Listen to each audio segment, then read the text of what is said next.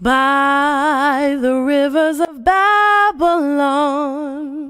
Yeah, we sat down and we cried when we remembered Jerusalem. We were sick, Lord, near to dying. Oh,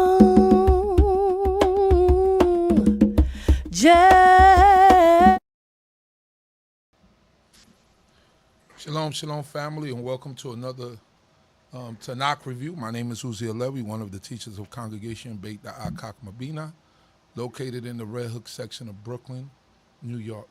Thanking the Most High God for life, food, clothing, and shelter, wisdom, knowledge, and understanding.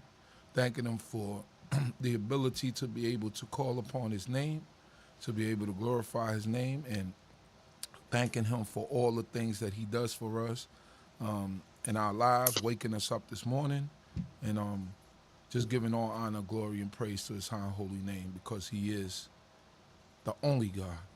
Also, I'm giving due respect to the leadership of our congregation, even my brother, Chief Prince Yeriel Ben Saskar. Also to the elders, to the brothers and sisters, all of you who are listening. I bid to you all Shabbat Shalom. As this is pre-recorded, so I bid to y'all Shabbat Shalom, and I pray that the Most High God will bless each and every one of you. How's everyone doing out there? I hope that everyone is doing good, that everyone has had a prosperous week, and that the Most High God has blessed you with the desires of your mind that you desire in righteousness. At this time, we're going to move straight ahead, and we are going to proceed with today's lesson or review or highlights, as he likes to call it. We're going to go over the portion of Balak. And for that, I'll call up one of my teachers, one of my mentors, even Nasik, Zurishaddai ben Yehudah. How are you, Nasik? Great production. First of all, I'd like to give praise to the Supreme Eternal Universe, God of my forefathers, God of Abraham, God of Isaac, God of Jacob. Due respect to the platform on the D.C.B channel platform, spiritually, the Chief Prince Yeriel Ben Saskar, to the host, Chief Uziel, to the princes, Chief Komanim, Rabbinate, Maureen, brothers and sisters, and visitors to the channel. I greet you all in the tongue of my forefathers, Shalom Aleichem, and an early Shabbat Shalom. We had some interesting weeks, and things that transpired during the weeks on the political area there. But, that's not my topic for today. I'll be touching on Ecclesiastes, Kohelet, the 9th chapter, which is after that, there'll be about 3 more chapters left to the book of Kohelet. And then when we get to that end, then we'll see what we do just to finish out the year.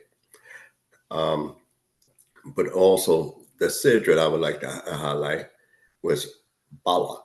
Now, Balak itself, which is very interesting in itself, because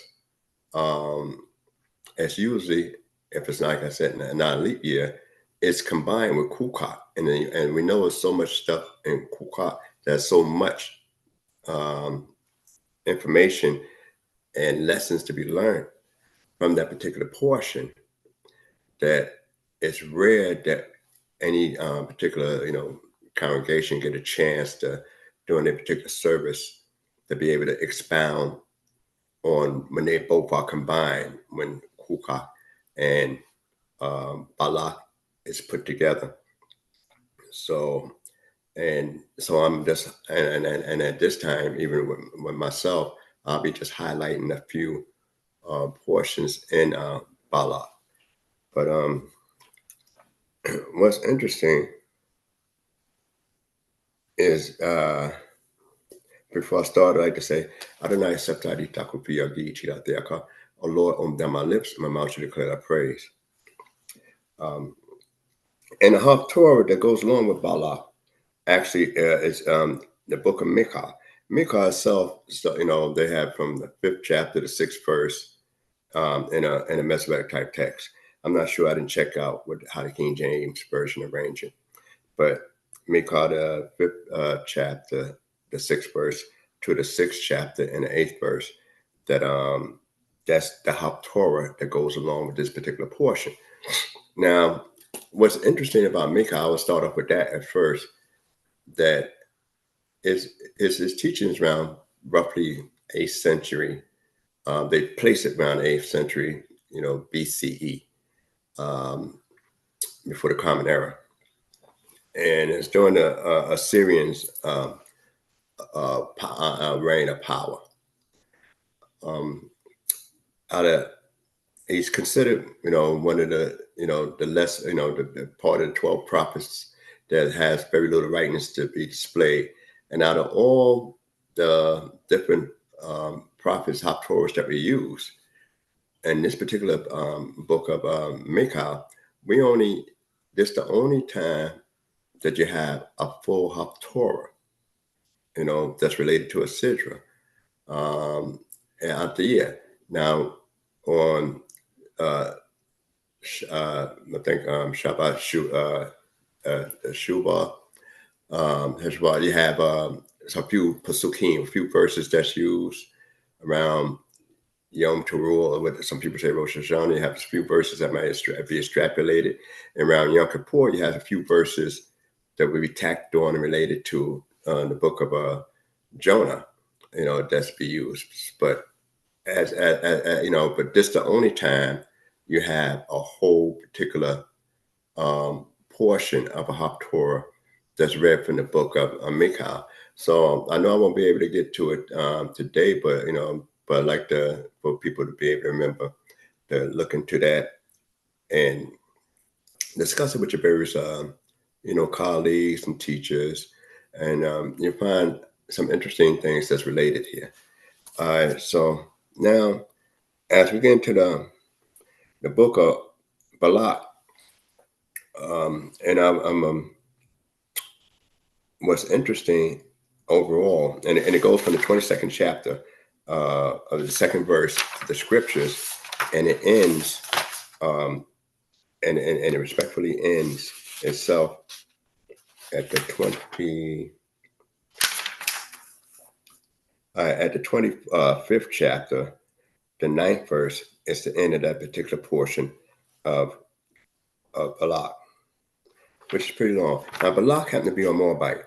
Now, I know I'm aware of some rabbinic views in reference to, they say that he wasn't a king, he wasn't a Midianite, he was a Midianite, and he assumed the throne later on, by various means of Moab, when Moab had issues with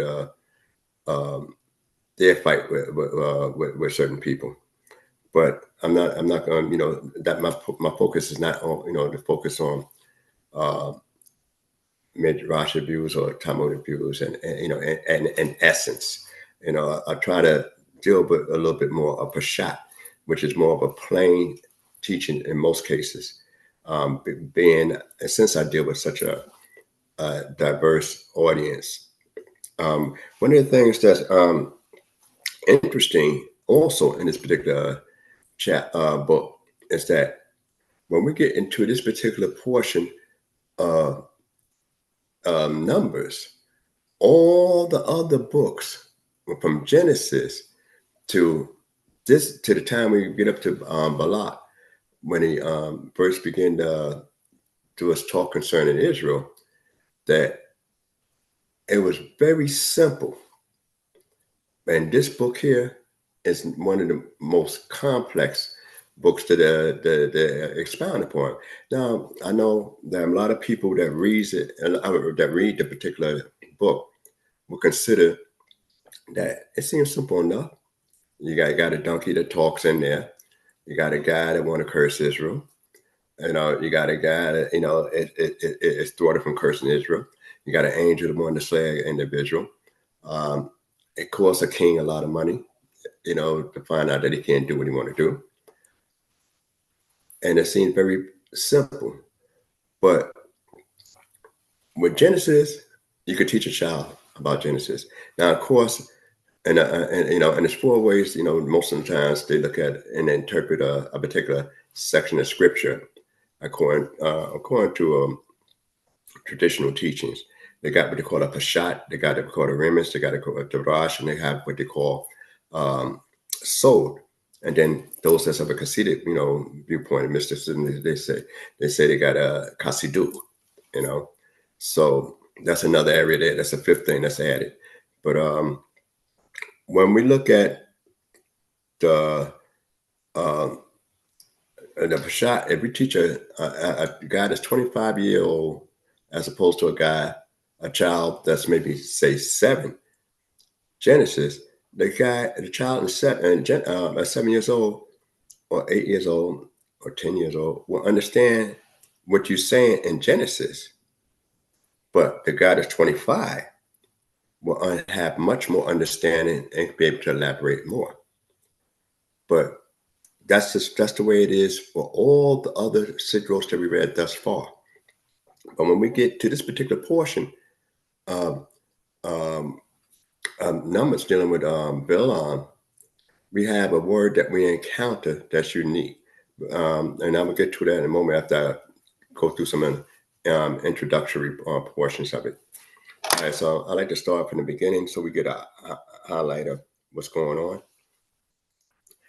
And it says, from the 22nd chapter, the 2nd verse, and Balak the son of Zippor saw all that Israel had done to the Amorites, and Moab was so afraid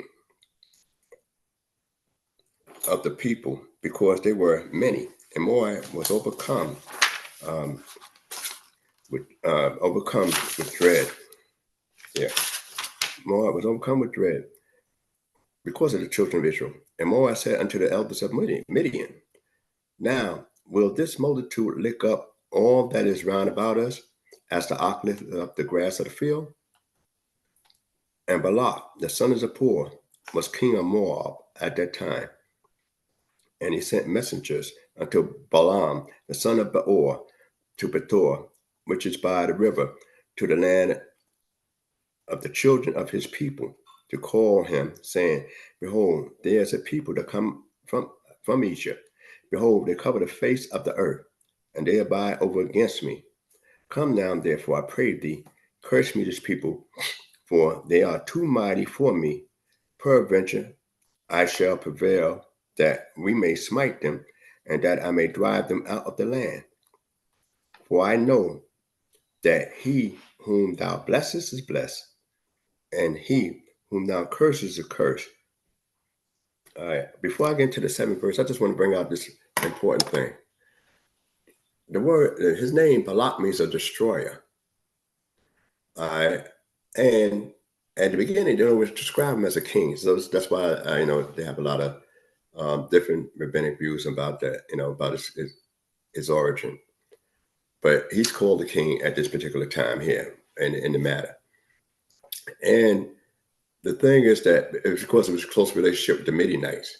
Now, if the people, and to tell you who was actually afraid, all right, so, and it said, the people of Moab was afraid of him, right? The people of Moab. Now, if the people of Moab was afraid of them, then you got to ask yourself, what dime does Midian have in that dollar when they have that Moab is afraid, not they are Midianites are afraid. And then it's not Ephah was a Midianite, Moses' father-in-law. Then Jethro gave Moses some good advice and also sacrificed to the God. And so he wasn't afraid. He went out his way to meet them. So the people of Midian was not afraid. Why do the people of Balak send to the people of Midian, the elders at that, to get some information concerning that? Now, mind you, we all are somewhat related. The Midianites is descendants of Abraham through Keturah. Moab is a descendant of Lot, Abraham's nephew. We just had left a portion, not too long ago, about a family feud. Now here we got a different family feud on a different level one of them is saying, have a reason, not being justified, but a reason, mind you, to go ahead and say, you know, I have a fear. And that the other one has no fear. So why would you support one that's only afraid, not even trying to negotiate, not even trying to talk? And Balak, who's a powerful man, have an idea that he's a destroyer. He's a king. But we just beat two heavyweights on the other side. Moab land territory, basically, we wasn't trying to get that land. That wasn't part of our inheritance. On the people on the other side, all we wanted to do was just to pass through. When we asked our brother Edom, could we pass through the highways and everything like that? And we only passed through the King's Highway, main route where you could see us. And if our animals, because you can't control all your animals, if they ate or drank anything, we'll pay for it.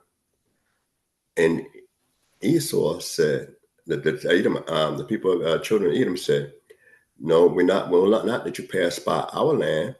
And if you come by, we'll come out with our sword. And it's interesting to know that they came out. The children of Edom came out with their sword, and we didn't fight them. We just moved on and went the other way.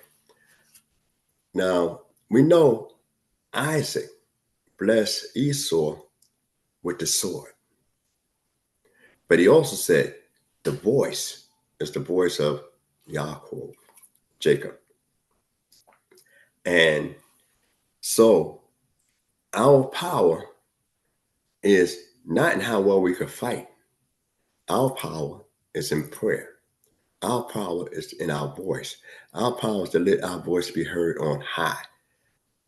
By the same token, the child reflects his father. The Creator have a voice. That's all we heard at Mount Sinai. And we employ that.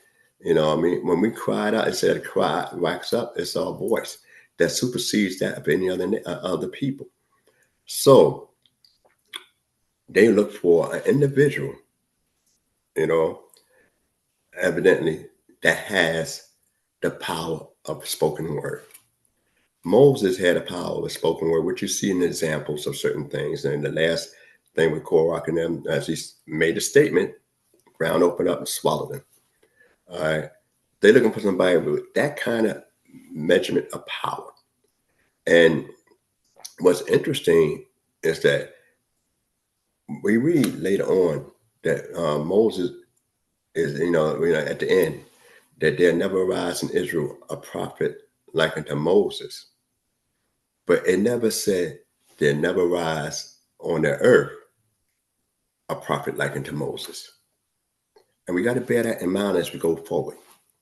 Because in Israel, yeah, he's the chief of the prophets. We even talking about the Torah of Moshe. But not necessarily the most heaviest or connected man, you know, or a man with the most insight on revelations dealing with God on the earth. Right. And that's, you know, and we get, you know, examples. We even got a book of Job, and they talk about him and his, you know, his integrity. But that's another story. I don't want to digress from this particular area at this time. So what's interesting is that he believed in the spiritual warfare more so than the physical warfare. That I need some spiritual help. And then when you find Israelites that don't like to pray, you know, or slow to congregate to pray. Now, I'm gradual, like I said last time. Sometimes you're up, sometimes you're down in your prayer. Sometimes your mind digress. But praying always is a good thing, you know, especially when you're praying to the Creator. You know, praying is always, you know, praying for, you know, to uplift yourself. So now we're going to find out he wanted them to curse the people, only that not to destroy him. He want that pleasure, you know, to smite him. All right. So now in the 7th verse, it says, I'm just going to get a couple points here because it's just pretty long. So where am I? 7th verse. And the elders of Moab and the elders of Midian departed with the rewards of divination in their hand. And they came to Balaam and spoke unto him the words of Balak. And he said unto them, lodge here this night, and I will bring you back word as the Lord may speak unto me. And the princes of Moab abode with Balaam. And God came unto Balaam and said, what men are these with thee?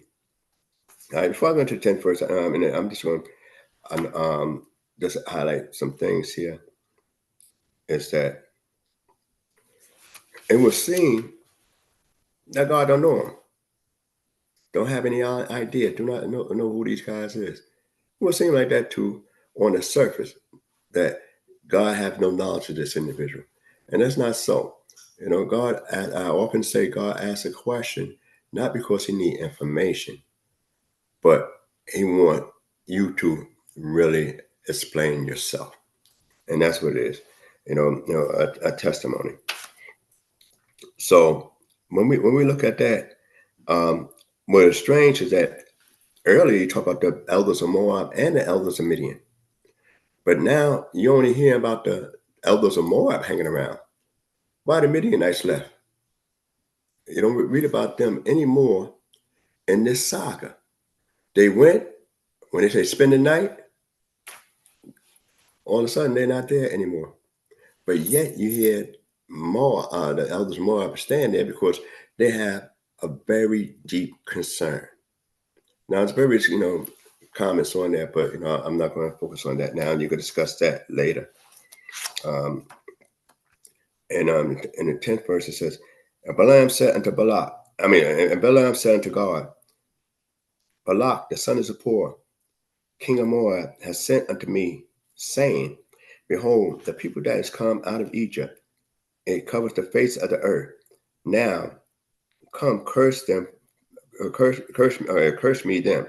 Peradventure, I shall be able to fight against them, and shall drive them out.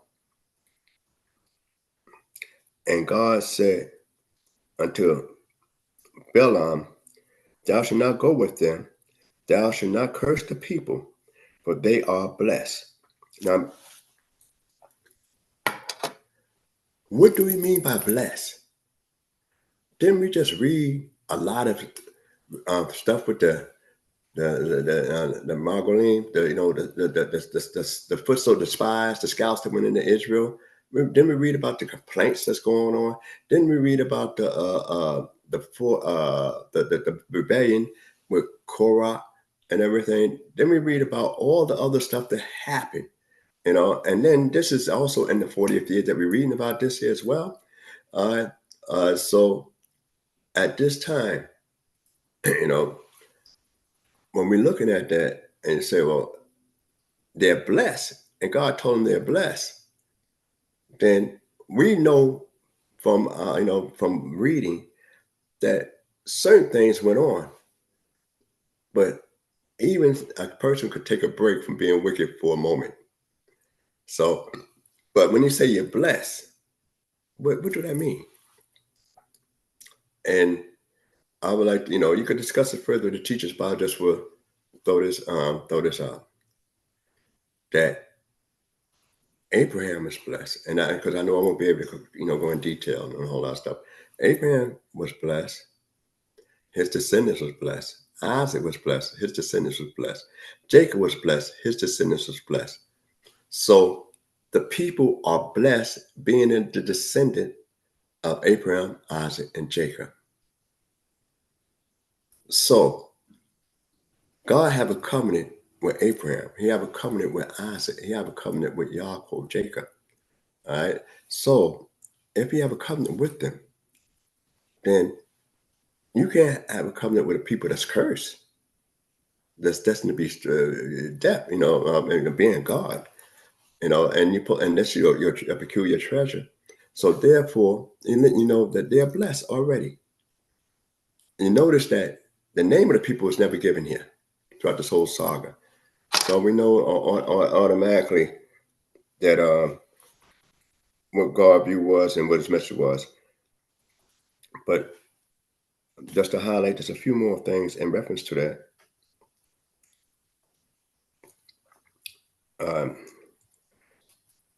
And 13th verse, and Balaam rose up in the morning and said unto the princes of Balak, get you into your land, for the Lord refused to give me leave to go with you. And the princes of Moab rose up, and they went to Balak and said, Balaam refuses to come with us. All right, now, notice the jargon is here, and you need to focus more on the jargon, the words that's used. The Balaam never said why. All right, and the princes that report say he refused because we didn't come there looking for your Lord. We didn't come looking for whoever you worship. We come looking for you because you have the ability. And Balaam didn't say, well, the reason I can't go because the Lord said the people are blessed.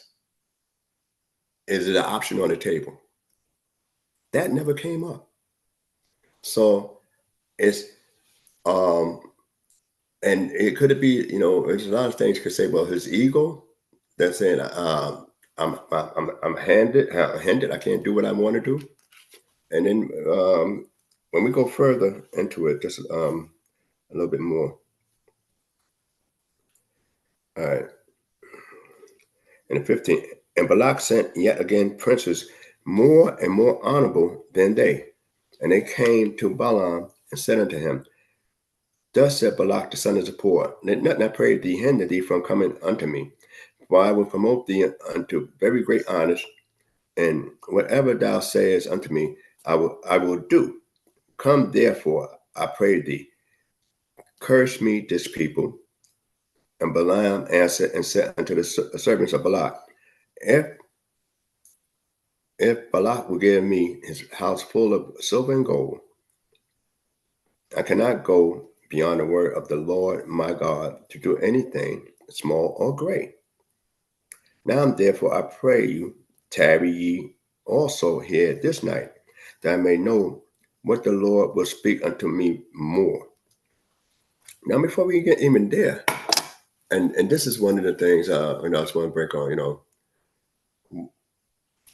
why, if God told you, that people are blessed, told you not to go with them men, are you looking for a way out of it? We have free will, but we don't freely choose the judgment for our actions. That's the difference. God deal with the judgment, but we have free will to move the way we want to. So the consequences, God already have in place. The movements we make, we have free will to do that.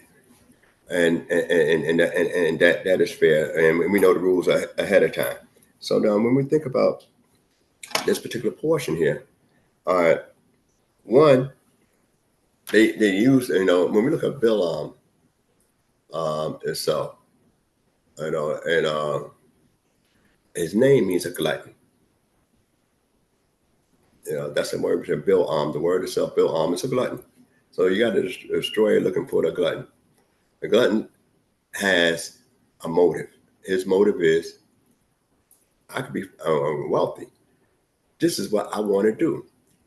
Now, if you figure, if he known that he must have evidently had blessed some people, because he said that we know that from the very beginning, when it was sent out, the elders and everything like that there,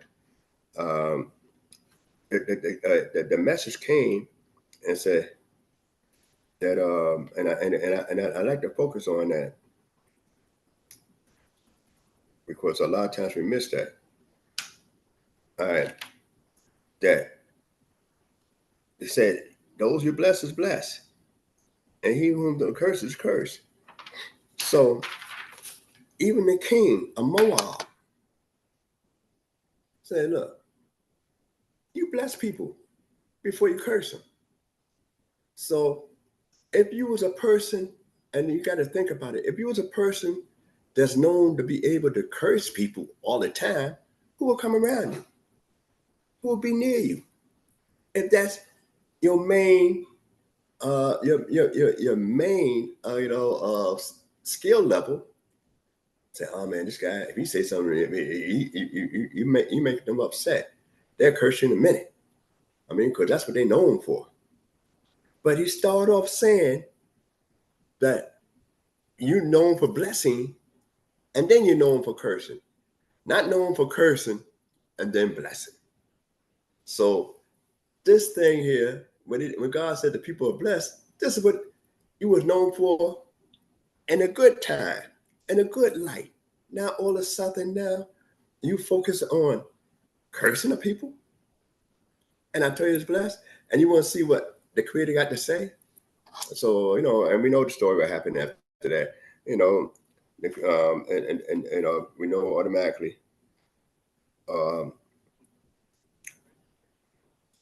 And it says on the 20th verse, and so I got to read that out, and I'm gonna skip through a lot of stuff. And God came unto Balaam at night and said unto him, if the men are come to call thee, rise up, go with them, but only the words which I speak unto thee, that thou shalt do. And Balaam rose up in the morning and saddled his ass and went with the princes of Moab. And God's anger was kindled because he went. And the angel of the Lord placed himself in the way for an adversary against him. Now he was riding upon his ass, and his 2 servants were with him. All right. If he had servants, why he saddled his own beast? Why he saddled? If he got servants, this is like a parallel to our father Abraham. Abraham, when he was told to offer up Isaac, he got up early in the morning and saddled his ass. Balaam, thinking he's going to curse a people, got up early in the morning and saddled his ass. One was going to do the will of God willingly without a protest, and the other one had his will, and therefore he really was trying to protest against God's original will. So this is what Balaam really wanted to do, and that's why God was angry with him. And a lot of people always ask why God was angry with him and told him to go. And because you have the free will, because he told the people who was blessed, but he said, look, you're only going to say what I put in your mouth. If God tell you, you're only going to say what I put in your mouth, that means what's in your heart is not what God wants you to say. That's clear enough. God trieth the heart. So you know what's in your heart is not what, that you're not following the will of God. And that's the thing. So that's one of the reasons why we could clearly see why God was angry with him and put an angel there to slay him. And we know automatically the story. I'm just, the angel stood with him, before him, and the animal, the donkey sees him, and when the angel is in the way, we know automatically that what is strange is that the angel had a sword drawn out, right, and it come out, and and he was in the field, and said, "Turn aside, out of the way." And that's talking about the donkey, and went into the field. And Balaam smoked the donkey to turn her into the way. All right, so now he don't see this, but yet he commune with God. An animal see it. This angel, this will and messenger of God, willing with a sword drawn. When you draw a sword, that means you're ready to take care of business. And yet, it went from the field. And what's interesting, then the angel of the Lord stood in the hollow way between the vineyard and the fence, being on this side and the fence on that side. And the ass saw the angel of the Lord, and she thrust herself against the wall. and crushed Balaam's foot against the wall.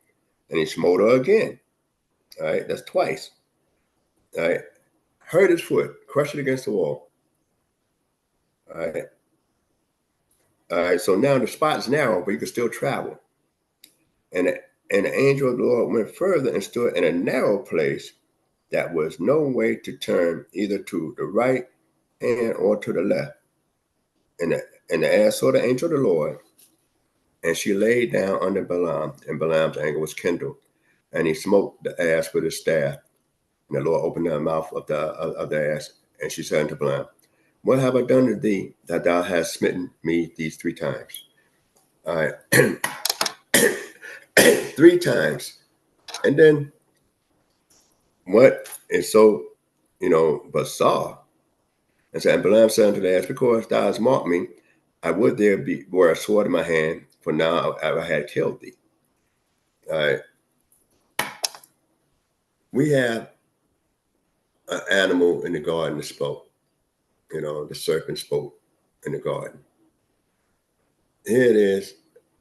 We always have these different controversies about that, but I'm not going to be in it that long because that's not really what I want to focus on. But it clearly says here that who opened up they said the Lord opened up the mouth of the ass. That means rather than God gave it the power of speech, just like God caused water to come from the rock, just like God caused, the Yam Suf to open up, called fire and hell to come down together. All right, this is what the Creator could do.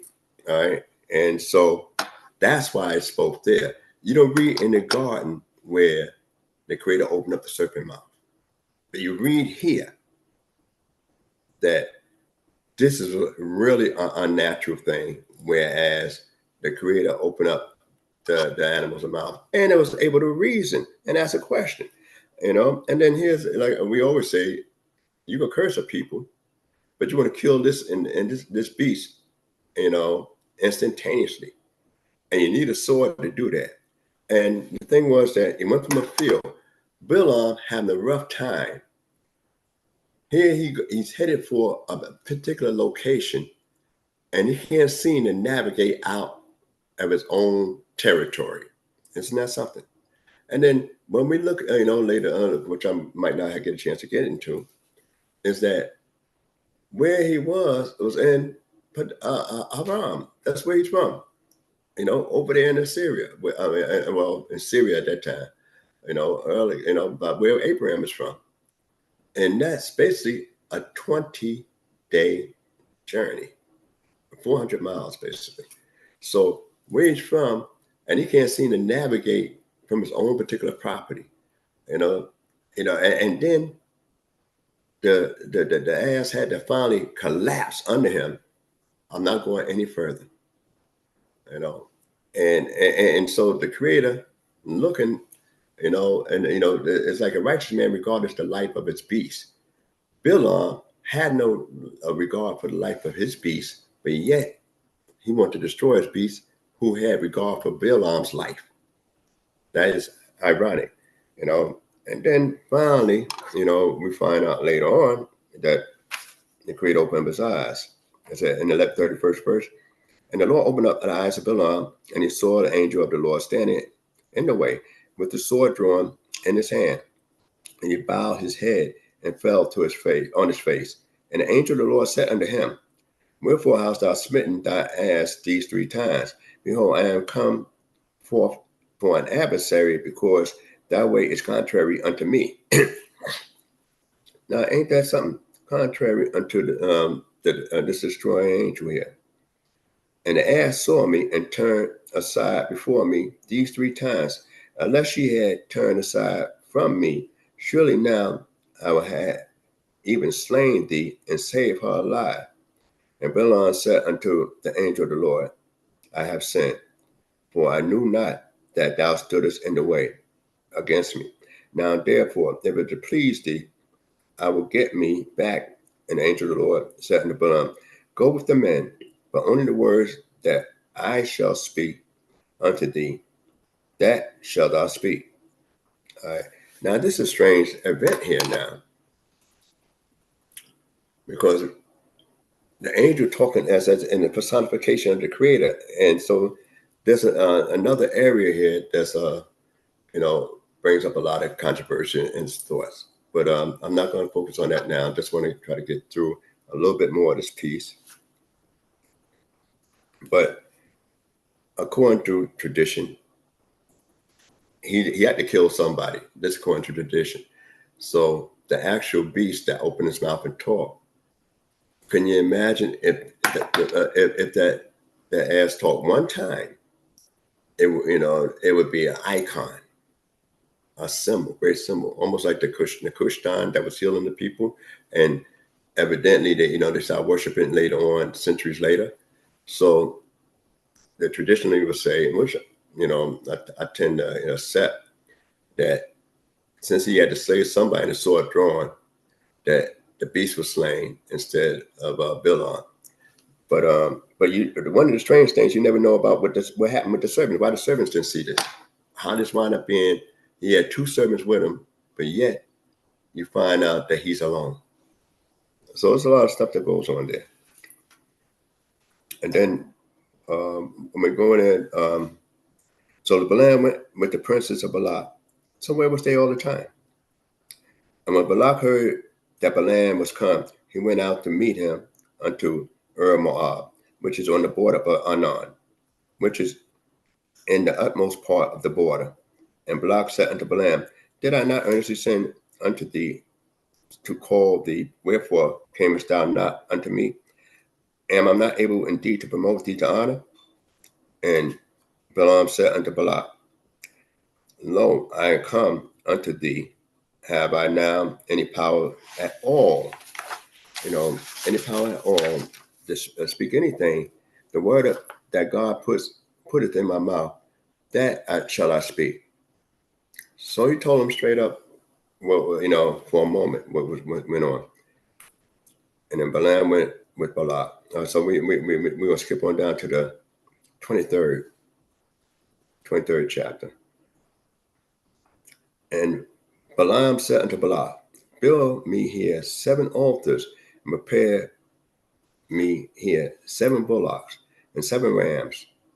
And Balak did as Balaam had spoken. And Balak and Balaam offered on every altar a bullock and a ram.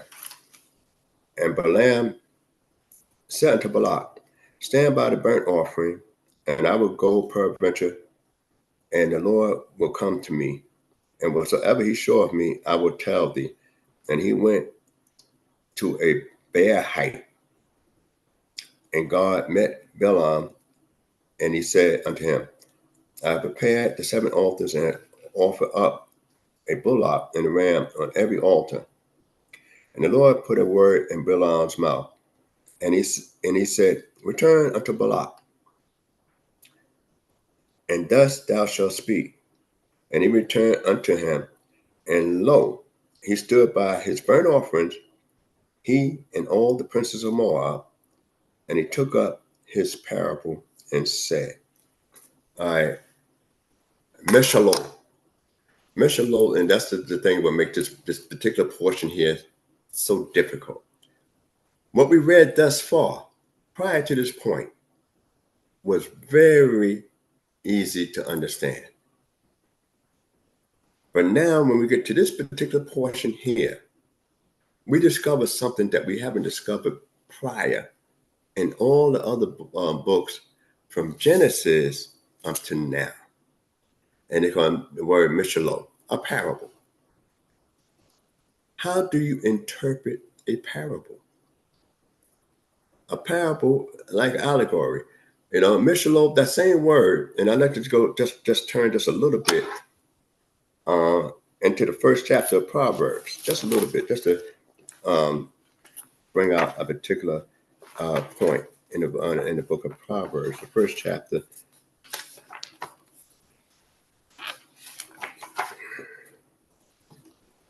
Which I did a series on Proverbs here before.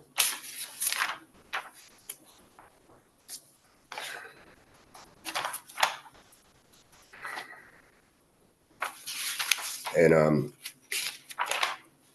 And I know it's the most comical story, the most widely stories told that a lot of people tend to love because of the talking donkey. And there was a TV show sitcom called the Talking Donkey.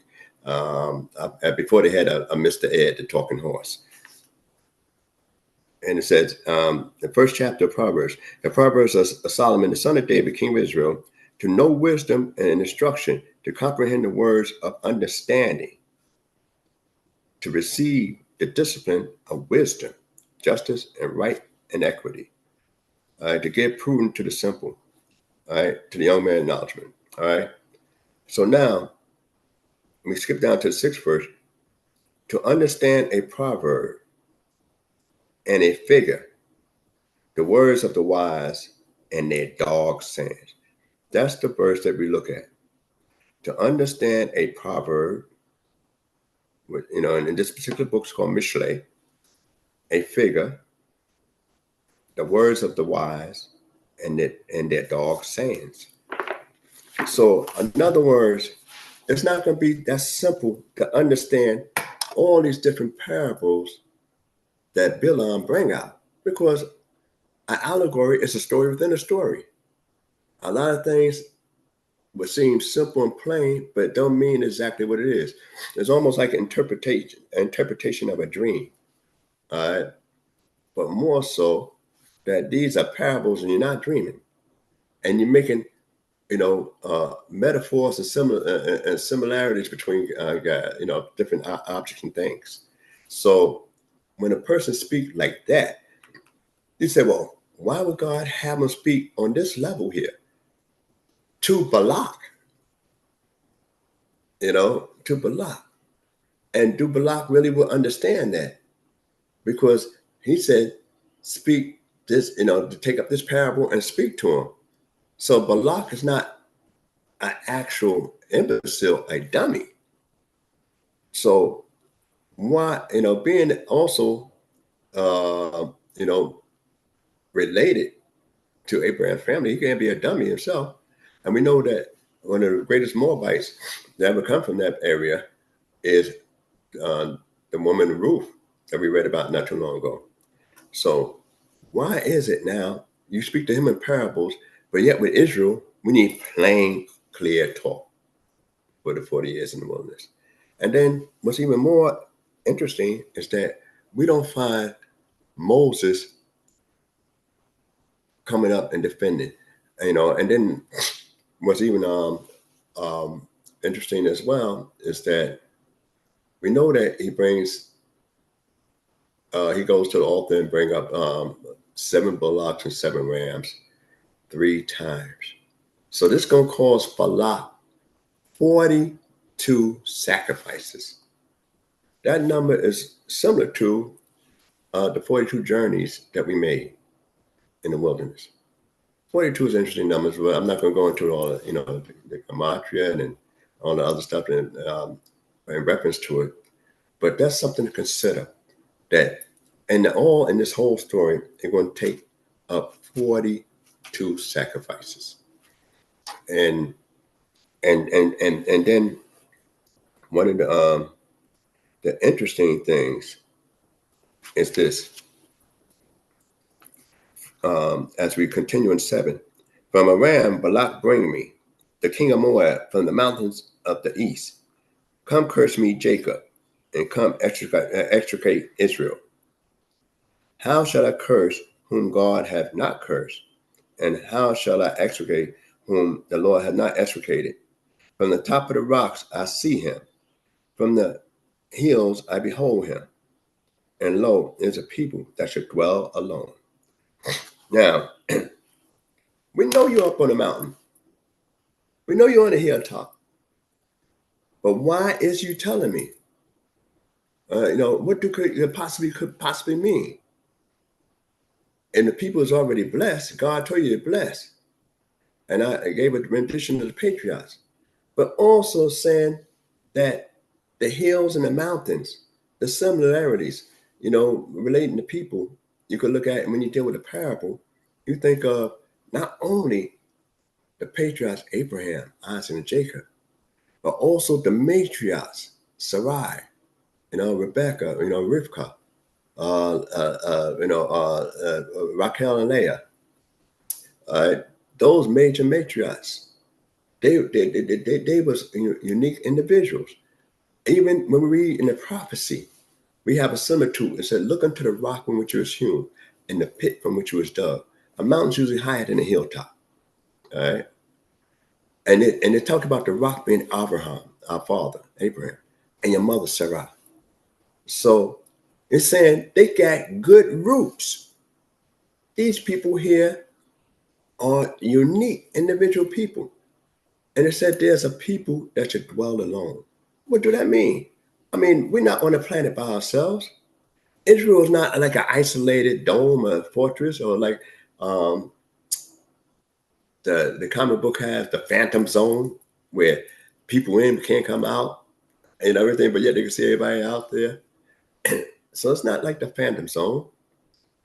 What would be the thing is that we could look at people that should dwell alone, and it's not just because our holiness, because other people could be holy and hang with us. We know the covenant at Mount Sinai was made with not only us, but everybody that was there that day, and their descendants in that day, even people with different occupations. So what do they mean by people that dwell alone? If a person is a Catholic, even if you say he's a Roman Catholic, it could be a Chinese, it could be a German, it could be a Congolese, it could be an American, it could be a Canadian, it could be a British person. When a person is a Muslim, it could be Arabic, it could be Chinese, it could be a Vietnamese, it could be a Tibetan. If that person is a Buddhist, all right, it could be, an American, and so forth. When we say we are Israelites, we are not identified by religion. We are identified by our nationality. That's one of the things that, resonated so greatly with me, as a youth in this way of life, is that brothers is on the corner talking about, don't tell me your religion, tell me your nationality. But it's mostly focused to people of color, because most people tell you about their, their religion, but they also tell you about their nationality. And if they take a nationality from another country, they would say, I'm a German American. So they quote their nationality first and say where they at now.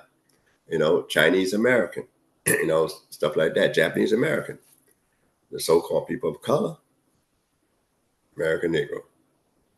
So the thing was, when you say you're an Israelite, you identify not because of your religion, but you identify with your nationality. I'm an Israelite with a certain way of life, a code of ethics. So therefore, no other people on the planet identifies their ideology as part of their nationality. That just doesn't happen. No matter what religion you come up with on the planet, no one else on the planet identifies their ideology with their nationality. But we have a nationality with an ideology embedded within it. And that's the difference. That's why we dwell alone from everybody else. All right. So I want to go just a couple more things here.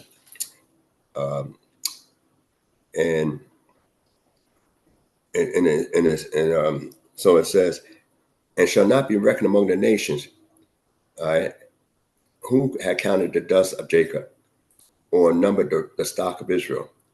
Let me die the death of the righteous, and let mine let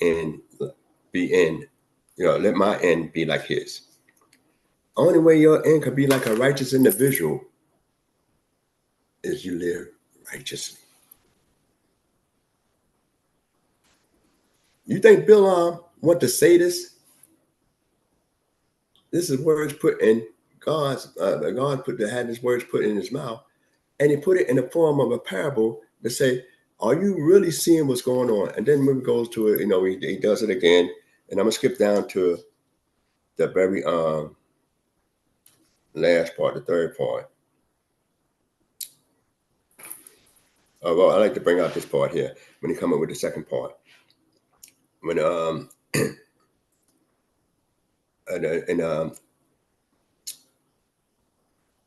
the 17th verse, well, 18th verse. I'm gonna just do the 18th verse, and you can read up. And he took up this parable and said, "This is the second parable. Arise, Balak, and hear. Give ear unto me, thou son of Zippor.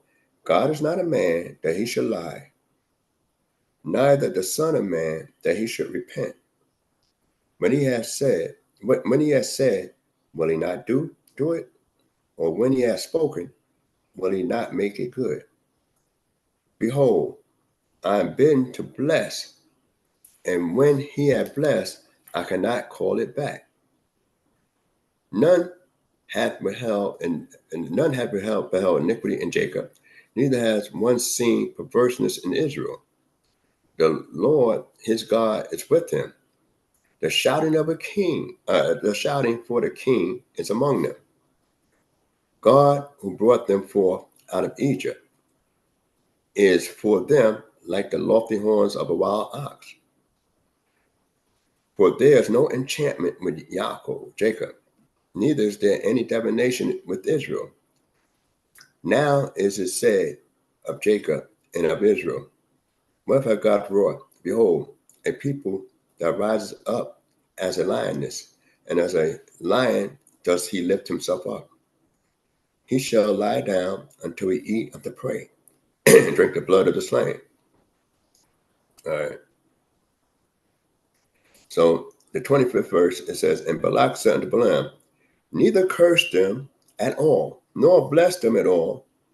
But Balaam answered and said unto Balak, told not I thee, saying, all that the Lord speaketh that I must do? And Balak said unto Balaam, come now, I will take thee unto another place. Peradventure it will please God that thou mayest curse me them from thence.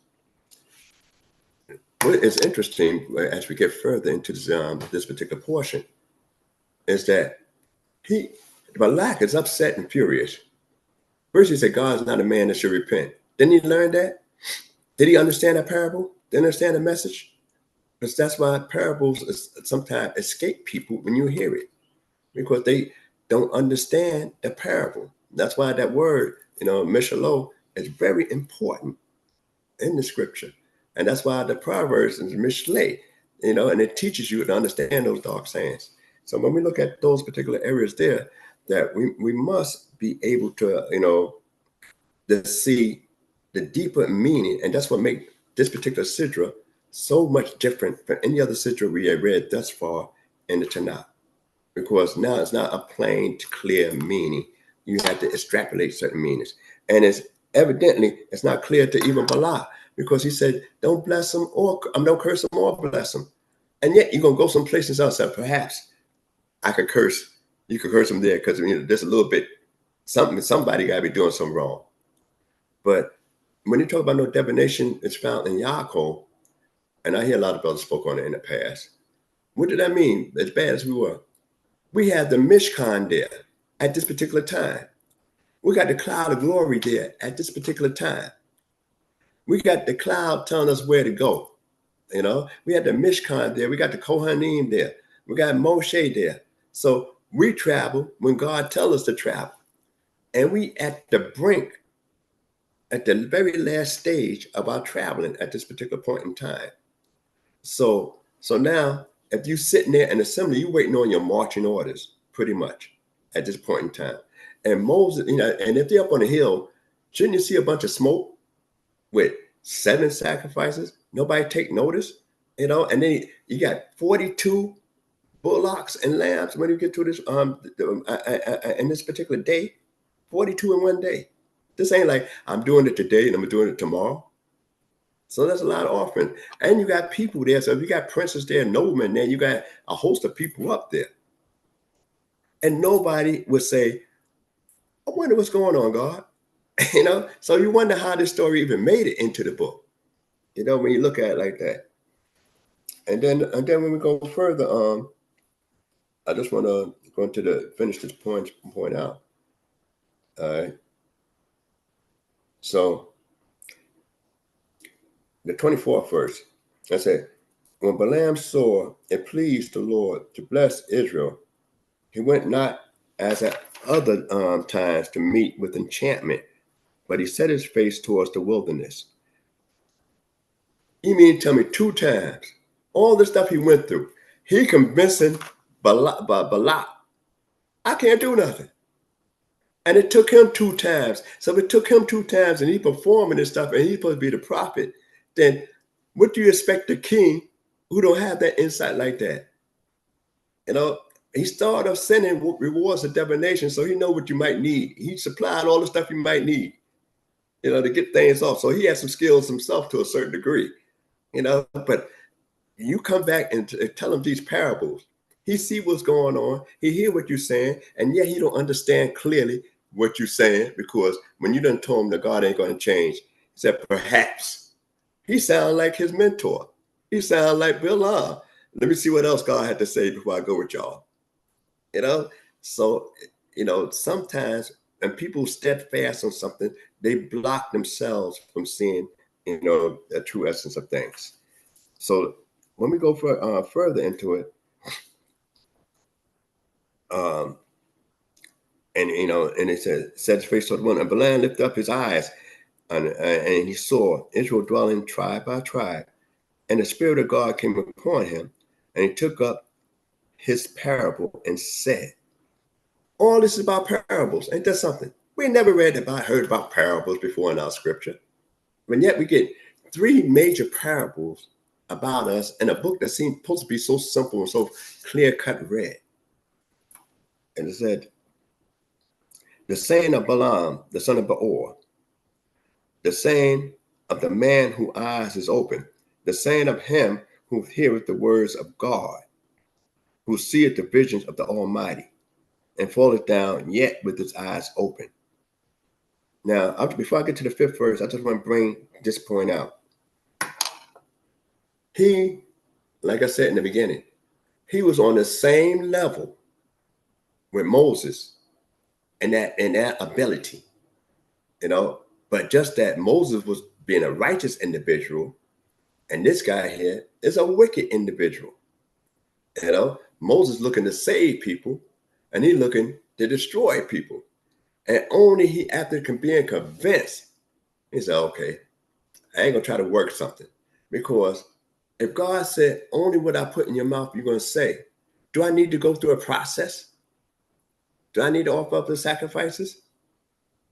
He didn't read where he offered up sacrifices to get some words before he started off on the journey. So why all these sacrifices now? And then he went off the whatever prayers or whatever things he tried to invoke. That's what he did at this time. So when we look at this here, that's very interesting to consider and worth going back over. And in the 5th verse, I'm pretty much going to conclude here. It says, how good are the tents of Jacob, that dwellings of Israel. All right. That multiple aleka, that's a prayer that they say on entering the synagogue. That's a prayer that most people say. Multiple aleka, Yisrael. All right. So when we look at that, we're talking about the tents and the tabernacles. And they use 2 terms, Jacob, Yaakov, and then they use the term Yisrael. And when we look at it, he see how we were structured and arranged by God's orders. And he could see the Mishkan in the midst. And there's a lot of stuff to be extrapolated on that. And then why would we quote and read a prayer so much that's coming from a man that didn't have our good at heart? Why is in every prayer book? Why they focus on that? And then I'm gonna conclude here, but because it's pretty long, and I'm going to get into the Ecclesiastes, Kohelet. But one of the things that when it talks about, and I'm gonna skip the down here, when he get ready to tell Balak what's going on, he got some information for Balak. There's a prophecy outside of that, because he gave him this one on the house. Some of the prophecies have been happening in the last days. But I'm going to skip down to the all right. Let me see. 14th verse. And now, behold, I go into my people and come, I will announce to thee what this people shall do to thy people in the end of days. So he's talking about the latter days, Messianic times. And then it goes on to say, and he took up this his parable and said, now this is one on the house for him, a freebie, so to speak, because it cost him 42 sacrifices already. The saying of Balaam, the son of Beor, and the saying of the man whose eyes is open. You see, the saying of him who heareth the words of God and knoweth the knowledge of the Most High. You hear that? That's what the book says. This man here was equal to Moses, except he was an unrighteous individual, in that sense. So when you look at this, you're very careful, and that's why I got to always emphasize. It said there never risen in Israel a prophet like unto Moses, not one that didn't arise in the world like unto Moses. Because if the world had nobody like Moses, be able to communicate with God to a certain degree, then what good would it be? They could say, look, we ain't had nobody to tell us this and that and the other. Them people had somebody to, come down there and tell them a few things. The world didn't accept the Torah, but they recognized the essence and the wisdom in Torah, but they didn't want to accept that. Certain things they just want to go along with, but they did have a man who was able to communicate with the Creator, and they had a man that was communicated and so much that he had the power of the word in his mouth, even. And that's one of the things is, and before I end that, it says, who seeth the vision of the Almighty? That's a good attribute, man. That's a powerful attribute. And falling down yet with eyes open, I see him, but not now. I behold him, but not nigh. For there shall step forth a star out of Jacob, and a scepter shall rise out of Israel. And it goes on to talk about his smite and everything like that. But I'm going to stop all that from there. But why is it the first time we hear about a messianic period, a messianic time? Some people talk about Jacob, David and stuff like that, but it's talking about the end times. He started off talking about the end times. That we refer to this particular portion in the book, and we also talk about Isaiah when he talks about the end times, and different prophets, Ezekiel and Jeremiah and then Daniel and all that with the end times. But why do we focus on that? We use a prayer coming from this individual, Matabu, and when you always talk about the end times, and they had other guys to claim to be a messianic Messiah, so to speak. But he's talking about at the battle at the very end, this is going to be what's happening. This Balaam saying it. If you call, one of the reasons that could be introduced into that is that when you only hear Isaiah talking about end times, when you only hear Jeremiah talking about end times, and end times, when you hear Ezekiel, different other prophets talking about the end of the latter days, Daniel in the latter days. That's Israelites. That's what y'all say. That's what they were people outsiders would say about us. That's your people.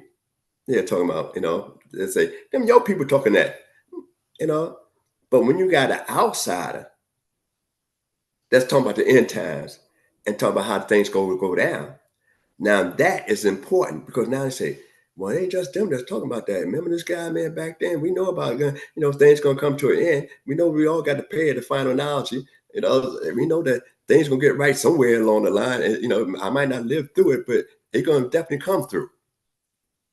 And this is a difference. One of the things, before I go into the Kohelet, is that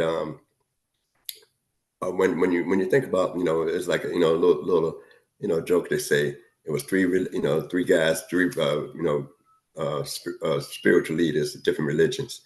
One of them told us, as people, the world, will be flooded, in 3 days. So you need to pray. We need to pray and try to repent. And then another one said, from a different religion, so you have, I don't want to call religions out on this program. And another one from a different religion said, well, we got to submit to, the will of the Creator, because, the world going to be destroyed by water and flooded in 3 days. And then you got one of our people, come up and say, one of our people said, well, the world going to be flooded in 3 days. You only got 3 days to try to learn how to live underwater. So one would be a more drastic thing. In other words, that everybody else looking for you to make the change. And the last one telling you be able to deal with the change. So sometimes when you're talking about, you send a mother might have 2 children. One say, oh, well, how your children doing? Well, one is doing good. He in Yale. He's studying this and studying that. What about your other son? Well, he in a mental institution being studied. So you can have 2 tangents. And when I say that, it's because, can you imagine the drama that Adam and Eve had? Adam, that's about Eve as well. They have 2 sons. One that goes on and that's being, slain, and the other one that did the slaying. So who do you cry for? And we don't read about the sadness, but who do you cry for? Do you cry and plead to the one that was, that was slain? Or you say, I'm gonna try to, understand the one that did the slaying? Or what it's talking about is being able to move on. So in this story here, you got to focus on moving forward and moving on. But let's go into the Ecclesiastes, the ninth chapter. But I just bring some things out to try to tie in, because I don't have time to go into the Torah. But it's very important to go into the Torah for those that study it. Especially when what the Lord require.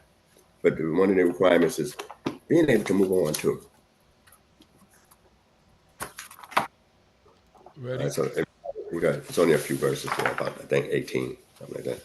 We go into the book of Ecclesiastes, chapter 9, verse 1. Hallelujah. Hallelujah. For all this I lay to my heart, even to make clear all this, that the righteous and the wise and their works are in the hand of God, whether it be love or hatred, man knoweth it not. All is before them. All right, ain't that something? All right, but it says in the hand of God. All right, so now, what makes the difference as we go forward? Go in the second verse. Verse 2 reads, all things come alike to all. There is one event to the righteous and to the wicked, to the good and to the clean and to the unclean, to him that sacrificeth and to him that sacrificeth not. As is the good, so is the sinner, and he that sweareth as he that feareth an oath. Keep on. Reads, this is an evil in all that is done under the sun, that there is one event unto all. Yea, also the heart of the sons of men is full of evil, and madness is in their heart while they live, and after that they go to the dead. And there's something that's saying, in other words, it's almost like in the beginning we're talking about the time, the season of everything, but one event happened to us all. So when they talk about one event happened to us all, Solomon looking at this here, and he's saying, good things happen to both the righteous and the wicked, and bad things happen also to the righteous and the wicked. And he find that, kind of hard to understand and saying what makes a difference. And that's why people tend to choose certain paths because they don't see the difference. Now, Solomon explained that he don't leave us hanging out there about which route to take. But the thing is that a lot of people will rest on that and they'll say, well, I don't see what you're doing so good. You're living like I'm living. Matter of fact, we're in the same building, same apartment building. You know what I mean? I meant to say. So, you eat, I eat. And I live a certain way, and I feel like I'm doing good, and you saying God blessing you in this other area.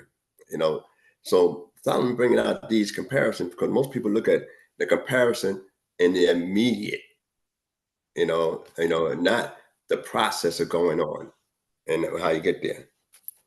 Continue in the 4. It reads, verse 4. But to him that is joined to all the living, there is hope. For a living dog is better than a dead lion. For the living know that they shall die, but the dead know not anything. Neither have they any more a reward, for the memory of them is forgotten. Hold right there. All right. This was Solomon saying here in reference to that. Now, I know a lot of people consider definite, but he's bringing it on a simple level for those that's on this planet, because you got a lot of other teachings and reference as we get to the end of the Kohelet. That's different than some things that we have passed on and read already. But what we find here is that most people, it's strange, and I always I have to bring it out because, every now and then my children come up, and tell me about, we started doing our ancestry.com, try to check out our ancestry line. I said, well, and what did you come up with? Well, we found out that some of our ancestors from the DNA and this and that and the other. I said, well, maybe we got tired and we stopped over there while we was running. You know what I mean? Because if you are a people and you say, well, I migrate, we got migration, immigrants come across the border now for a better lifestyle. All right. Some of them being chased, and some of them just decide to say, I'm gonna relocate. All right. And here it is that when everybody that goes to the ancestry.com, whatever it is, they got so many of them out there. And they say, we could prove out the shadow of doubt that your people come from over here. You might be part of this and part of that. What did the ex-slaves over there? You know what I mean? Did they purchase a plot over there? I mean, it's like saying, well, the Shechem, if they were still around, they'll say, well, Jacob, is part of the Shechemites because he lived over there. But most of our patriarchs were nomadic. So the thing is that you can't, really know exactly unless the Creator open up somebody divinely tell you where your ancestors come from. Because when things get bad, people move on. If the house collapsed, we just had some great catastrophes in Houston, Texas, and different places like that there, and different islands and stuff. And people move on. The economy bad, they got to go. I find a lot of close friends, and especially even Chief Foods might identify because he's from the area of Panama. A lot of people came from Jamaica and other islands to work on the canal and stuff like that. So So you say, well, my roots is in Panama. Yeah, maybe from what time? But where'd he come from? Well, they was dropped off in Jamaica. When? From where? So when we talk about ancestry.com and all that, it's interesting that people want to know their roots. But the thing is that it'd be difficult, to prove it, in that sense. All right. But let's go on just a little bit further in this area that, Verse 6. forgotten. So most people forget grandparents. Most people don't even know their great-grandparents' name. Quite a few people in these days don't even know their grandparents' full name. Can you imagine that? Some people don't even know their cousin full name. First cousin. They ain't talking about second, third, and all that kind of stuff. Their aunt's children full name. Some people don't know their aunt's children full name.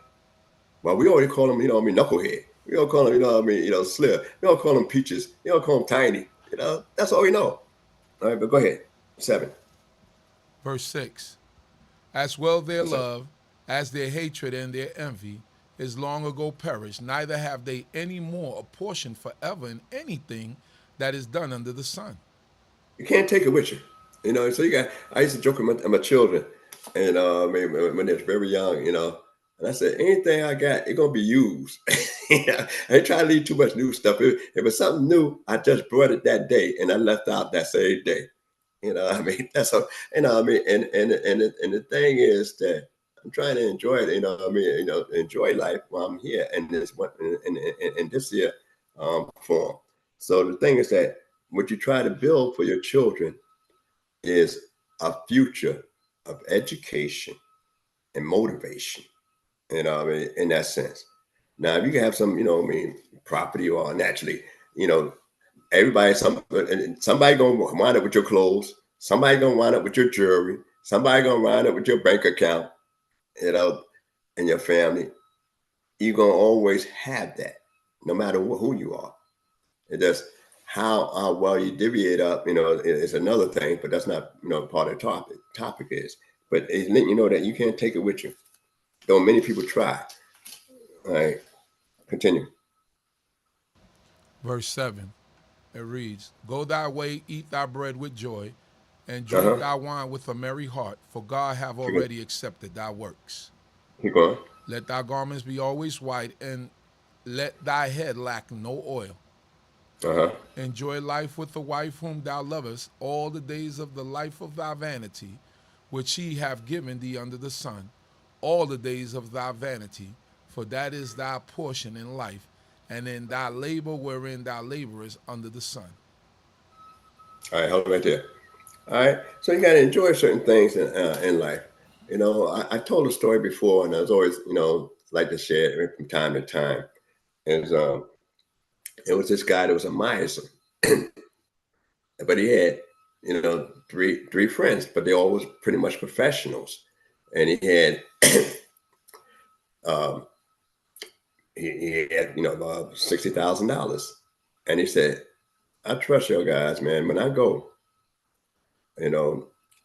You know, I mean, and he talked to them individual, you know, and said, I'm gonna tell you something individual and share something with your individual, you know, but I'm gonna give you X amount of money, you know, I mean, but I'm gonna give it to you individual to make sure to show you how well I trust you, you know. So one was a preacher, another one had to be a doctor, professional doctor, and the other one was his attorney. So he needed the attorney to write this down, you know, he need the other guys as witnesses that this is, you know, his last will and testament. So he said, when I die, I'm you know, I'm gonna give each one of y'all $20,000, and I want y'all to make sure when they put me in the ground that each one of y'all put my money in the ground, you know, with me. You know, I mean, you know, so that $20,000 you put it in, you know, and all y'all put the $20,000 in, which would be $60,000. So you put my money in the casket with me and put me in the grave, and so they agreed to that, you know, and he paid them for the service. He paid them for their service. So naturally, he died. He was terminally ill when he passed. When he passed, and he died.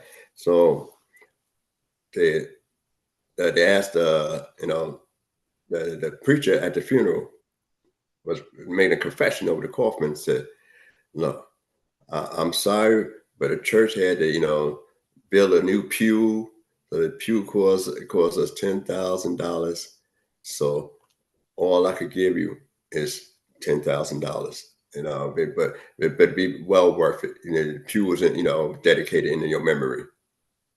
So the other two looked at him and said, "Preacher, how can you do that?" You know, so the doc, you know, they asked the doctor, "What'd you give?" He said, "Well, we need some new medical equipment because when anybody that have a terminal illness like him, you know, you know, I had to buy some updated medical equipment. So that costs like $15,000. You know, I mean, so all I could put is 5. You know, because the medical equipment is in memory of him.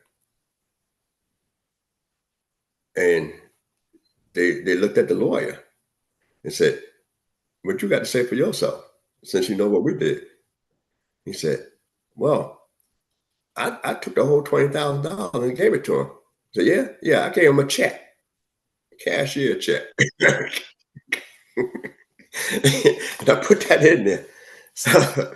So the thing is, It's never gonna be cashed. yeah. So the lawyer did. The You money's know, safe.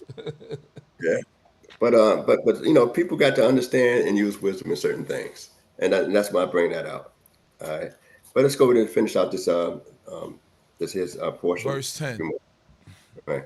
Whatsoever thy hand attaineth to do by thy strength, that do.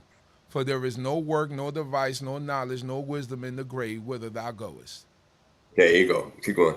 I returned and saw under the sun that the race is not to the swift, nor the battle to the strong, neither yet bread to the wise, nor yet riches to men of understanding, nor yet favor to men of skill, but time and chance happeneth to them all. No matter what skill you got, no matter what you do, that means you got to depend on the Creator. All right, that's one of the things. All right, going to 12. It reads, For man also knoweth not his time, as the fishes that are taken in an evil net, and as the birds that are caught in the snare, even so are the sons of men snared in an evil time, when it falleth suddenly upon them. Keep going. This also have I seen as wisdom under the sun, and it seemed great unto me. There was a little city, and few men within it, and there came a great king against it, and besieged it, and built great bulwarks against it. Now there was found in it a man poor and wise, and he by his wisdom delivered the city, yet no man remembered that same poor man. Okay. Now this is Solomon said, I seen. You notice that's what it said? It said, I seen. All right. As wisdom under the sun. All right. And so he gave him a testimony. 16th verse. Verse 16 reads, Then said I, wisdom is better than strength. Nevertheless, the poor man's wisdom is despised, and his words are not heard. Keep going. The words of the wise spoken in quiet are more acceptable than the cry of a ruler among fools. Okay. Wisdom is better than weapons of war, but one sinner destroyeth much good. Hallelujah. All right. All right. That's one of the things here. And one of the things we learn from this is that everything depends on God. And sometimes, sometimes you got to be an act of kindness sometimes, in the sense when you say Cain or grace, in that sense, it's not necessarily a reward that comes back. And we got elements like that there. When we look at the book of Micah, and we talk about the torah that comes with that, it uses terms like rain and dew.